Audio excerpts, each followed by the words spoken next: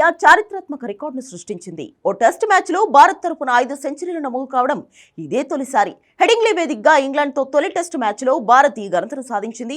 భారత జట్టు 1932 నుంచి టెస్ట్ క్రికెట్ ఆడుతుండగా తొలిసారి ఈ రేర్ ఫీట్ను అందుకుంది. గతంలో పలు సందర్భాల్లో టీమిండియా తరపున 4 శతకాలు నమోదైన సందర్భాలు ఉన్నాయి, కానీ 5 శతకాలు నమోదు కావడం ఇదే మొదటిసారి.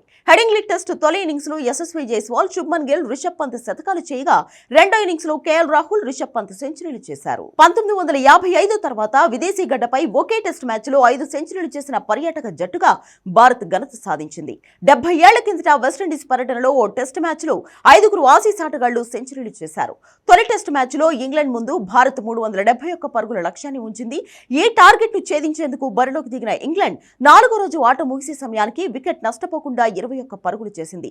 బెండకెట్, జాక్రాలీలు క్రీజులో ఉన్నారు. ఇంగ్లాండ్ విజయానికి ఆఖరి రోజు 350 పరుగులు అవసరం కాగా భారత్ 10 వికెట్లు తీస్తే గెలుస్తుంది.